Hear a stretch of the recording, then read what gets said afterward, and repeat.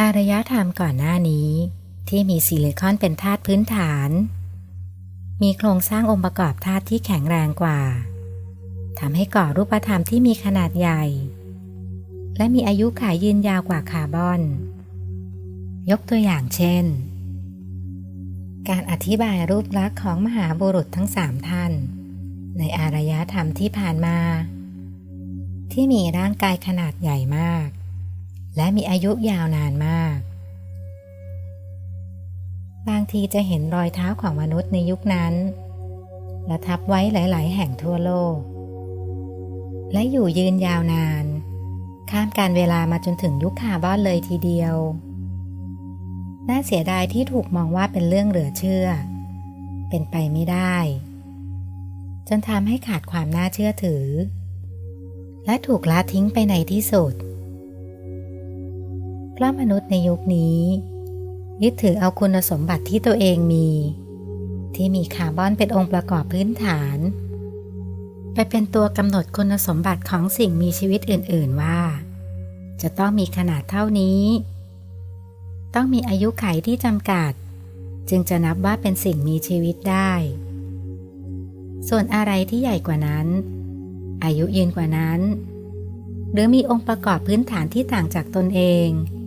ถือว่าไม่ใช่สิ่งมีชีวิตมันไม่มีจริงไม่สามารถเป็นไปได้และไม่สามารถก่อเป็นอารยธรรมได้ด้วยพวกเขาจึงมักจะกล่าวว่าไม่มีหลักฐานใด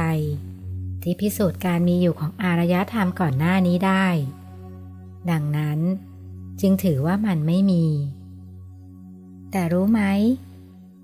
ซากอารยธรรมก่อนหน้านี้มีอยู่ทั่วไปไม่ว่าคุณจะไปทางไหนคุณก็จะได้เห็นมันกับตาตัวเองทั้งนั้นแต่อย่าได้คาดหวังว่า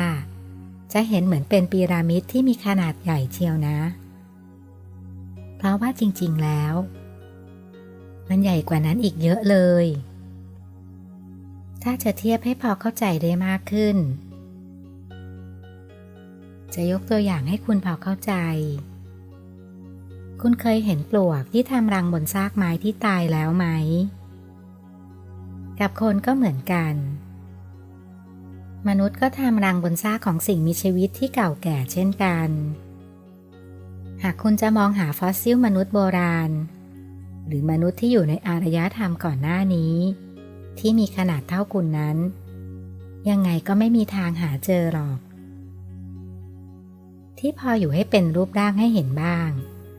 ก็จะเป็นตอไม้ซิลิคอนสำหรับมนุษย์เมื่อตายไปแล้วก็จะกลายเป็นเท่าคาร์บอนหรือธาตุพื้นฐานของยุคคุณและสำหรับสิ่งมีชีวิตซิลิคอนเมื่อตายไปแล้วจะเหลือเพียงธาตุพื้นฐานดั้งเดิมเช่นกันนั่นคือซิลิคอนมนุษย์ยุคคาร์บอนนี่แหละที่มันต้องดำรงอยู่ด้วยการกินสิ่งอื่นเพื่อเอาพลังงานจากสิ่งที่กินเข้าไปในขณะที่พวกซิลิคอนสามารถดำรงอยู่ได้โดยไม่จำเป็นต้องใช้พลังงานจากอาหารเหมือนเราและพวกคุณเข้าใจไปเองว่าการเป็นสิ่งมีชีวิตต้องมีกิจวัตรการกินต้องมีระบบทางเดินอาหารต้องมีระบบขับถ่ายส่วนอะไรที่ไม่กินแต่สามารถดำรงอยู่ได้คุณจะยกขึ้นหิ้งไปและเรียกว่าเทวดาหรือพวกอิ่มทิพย์ดังนั้นการกินจึงเป็นกับดักของ DNA ที่ทำให้เรามีอายุขัยที่จำกัด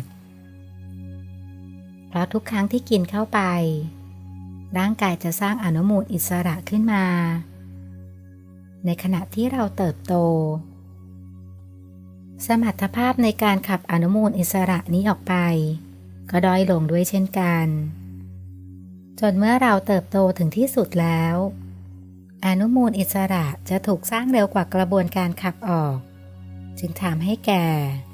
และตายในที่สุดน่าแปลกใจไหมที่คำสั่งนี้ถูกบรรจุอยู่ใน DNA ของเราถ้ามองในแง่ของมนุษย์ มันอาจจะดูโหดร้ายแต่ถ้ามองในมุมของดวงจิตแล้วมันเป็นเรื่องที่สมเหตุสมผลมากเพราะตอนที่คุณเป็นซิลิคอนเบสคุณแทบจะเป็นอมตะคุณจะไม่กลัวตายจะไม่มีอารมณ์ที่หลากหลายเพื่อให้ดวงจิตเก็บเกี่ยวอะไรเลยและเงื่อนไขที่ทำให้คุณลืมชาติภพก็เพื่อใช้ความบอบบางของชีวิตเจ็บง่ายตายไวเป็นตัวกระตุ้นให้คุณสร้างขึ้นความถี่ต่างๆให้มากที่สุดเท่าที่คาร์บอนเบสจะสร้างได้ร่องรอยอารยธรรมยุคซิลิคอนนั้นหลังจากที่สิ้นสุดยุคแล้วทุกวันนี้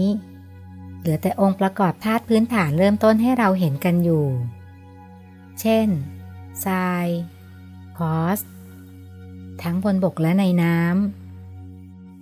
ำเหตุใดจึงเปลี่ยนจากซิลิคอนมาเป็นคาร์บอนก็อย่างที่บอกนั่นแหละอายตนะของชีวิตที่องค์ประกอบพื้นฐานต่างกันก็จะให้ประสบการณ์ที่ต่างกันด้วยพวกที่สะสมประสบการณ์พื้นฐานซิลิคอนจบแล้วก็อยากไปต่อกับพวกพื้นฐานคาร์บอนดูบ้างแบบว่าเกิดง่ายตายไวสกิลต่ำความจำสั้นดีก็ได้ร้ายก็เอาสร้างความถี่ได้หลายระดับรักกันบ้างเกลียดกันบ้างมีอิสระทดลองได้ทุกอย่างนี่คือข้อได้เปรียบที่เหนือกว่ายุคซิลิคอนเพราะกายเนื้อคุณมันแผลวๆยิ่งกว่าสร้างประสบการณ์ได้มากกว่าตายไวก็จริงแต่เดี๋ยวมันก็เกิดอีกแล้วจึงได้พบชาติมากมายและความทรงจำที่หลากหลายส่งไปให้เมมโมรีของโลกคุณงามความดีนี้เองที่จะทำให้คุณได้ไปต่อในยุคที่5ความหลากหลายของสิ่งมีชีวิตที่เป็นคาร์บอนนี่แหละที่จะเก็บเกี่ยวประสบการณ์ได้มากกว่ายุคซิลิคอนดวงจิตที่จะไปเกิดในยุคที่5ได้นั้นจึงจำเป็นจะต้องมีประสบการณ์สูงกว่าสร้างความถี่สูงกว่าผ่านความเสี่ยงผ่านอารมณ์ความรู้สึกทุกๆรูปแบบอย่าติดภาพที่ว่าจะต้องเป็นผู้ทรงศีลเท่านั้นนะที่จะได้ไปถึงยุคที่5และคนอื่นจะตกนรกคุณรู้ไหมว่ามหาบุรุษทั้งหลายนั้นท่านต้องเคยเกิดเป็นทุกสิ่งมาก่อนเคยเป็นทั้งคนดีคนไม่ดีถ้าเขาไม่รู้การเกิดของทุกสิ่งด้วยตัวเองเขาก็จะไม่สามารถจบภารกิจนี้ได้ถ้าจะอุปมาอุปไมยว่ายุคสมัยปัจจุบันนี้เป็นยุคสอยมะเขือกินก็ไม่น่าจะผิดอะไรนักเพราะว่าถ้าเทียบกับยุคซิลิคอนแล้วต้นไม้ปัจจุบันนี้ก็เตี้ยเหมือนกับต้นมะเขือในยุคก่อนนั่นแหละตอนนี้จะเหลือก็เพียงตอไม้ทรายผงให้เราดูต่างหน้ากันอยู่บ้างและจินตนาการที่มีเกี่ยวกับยักษ์จริงๆแล้วสมัยนั้นก็ไม่ใช่ยักษ์หรอกก็เป็นเพียงประชากรปกติของยุคนั้นๆเพียงแต่ถ้าเทียบกับพวกสิ่งมีชีวิตคาร์บอนแล้วมนุษย์ซิลิคอนมีขนาดใหญ่กว่าและมีอายุยืนยาวกว่าบางคนที่สามารถเข้าถึงความทรงจำใน DNA ได้เขาจะหลีกเลี่ยงการพูดถึงเรื่องนี้อย่างเป็นทางการและมักจะใช้คำว่านิทานนิยายเพื่อจบประเด็นขัดแย้งก่อนที่มันจะเริ่มต้นเพราะเขารู้ว่าการต่อล้อต่อเถียงกับดวงจิตใหม่ๆที่ไม่มีความทรงจำเรื่องนั้นเป็นการเสียเวลาและไม่ใช่เป้าหมายของการมาเกิดด้วยมนุษย์มีสัญชาตญาณในการเอาตัวรอดโดยการต้องรีบตัดสินว่าสิ่งใดมีภัยหรือไม่มีภัยและอะไรที่ไม่รู้มักทำให้เกิดความกลัวและลังเลว่ามันเป็นภัยหรือไม่ จึงด่วนสรุปตัดเอาสิ่งที่ไม่รู้ไม่เข้าใจนั้นออกไปก่อนเพื่อความปลอดภัยแต่ว่าสัญชาตญาณนั้นมันเหมาะกับสิ่งมีชีวิตสมัยเริ่มต้นอารยธรรมเท่านั้นเพราะพวกคาร์บอนเบสจัดว่าเป็นสิ่งมีชีวิตพลัดถิ่นการมาอยู่ที่นี่ตอนแรก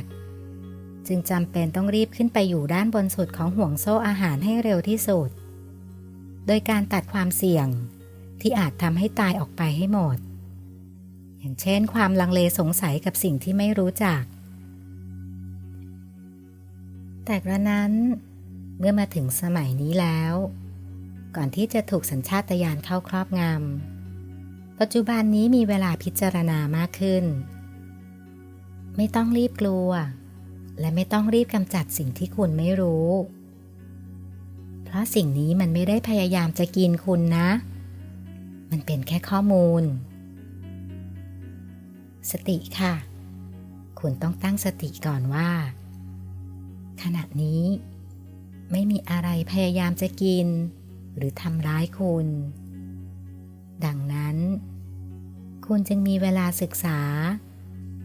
และทำความเข้าใจกับสิ่งที่คุณไม่รู้ได้นานเท่าที่คุณต้องการเลยมหาบุรุษท่านถึงแนะให้ลดอัตราเพื่อที่ว่าจะได้เห็นอะไรนอกพื้นที่ปลอดภัยของตัวคุณเองมากขึ้นการพยายามอยู่ในคอมฟอร์ตโซนของตัวเองเป็นเรื่องไม่ผิดอะไรและคุณก็จะได้ดำเนินชีวิตต่อไปตามระบบของวัฏจักรแต่ถึงเวลาแล้วที่คุณจะต้องเอาอำนาจการตัดสินใจอำนาจการพิจารณากลับมาให้ตัวเองเลิกโยนหน้าที่นี้ให้กับพวกสถาบันหรือองค์กรที่ครอบครองโลกนี้อยู่ได้แล้วโลกนี้ก็เป็นของคุณเหมือนกันเลิกดูถูกตัวเองสักทีคุณมีสิทธิ์ที่จะสร้างและเก็บเกี่ยวทุกประสบการณ์ให้กับโลกนี้ไม่ว่าคนบนหอคอยงาช้างจะบอกว่าคุณไม่เก่งควรให้คนที่เก่งกว่าชี้นำคุณการตัดสินจากพวกเขาเหล่านั้นเป็นเพียงความคิดเห็นไม่ใช่ข้อเท็จจริงปล่อยให้พวกเขาพูดต่อไปเถอะอย่าให้ชีวิตเพียงภพชาติเดียวของคุณ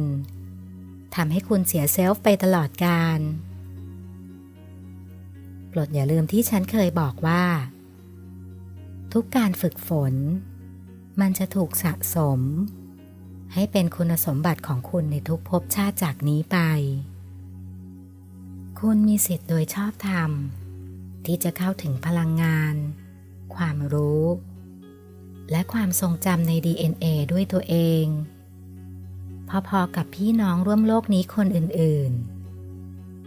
ๆเพราะคุณมีผู้ให้กำเนิดเดียวกันคุณมีแม่กาเผือกร่วมกับมหาบุรุษของทุกยุคและนี่ก็ถึงเวลาของยุคถิ่นกาขาวแล้วไม่ว่าคุณจะเคยเป็นอะไรหรือใครจะเคยตัดสินคุณว่าอย่างไรแต่บัดนี้ถึงเวลาที่คุณจะได้เปล่งแสงในตัวเองออกมาและทำหน้าที่ดวงจิตของคุณให้ดีที่สุดสร้างและเก็บเกี่ยวทุกเรื่องราวให้เป็นความทรงจำโลกและเรากำลังเดินทางไกลไปด้วยกันตามคำสัญญาที่เคยให้กันไว้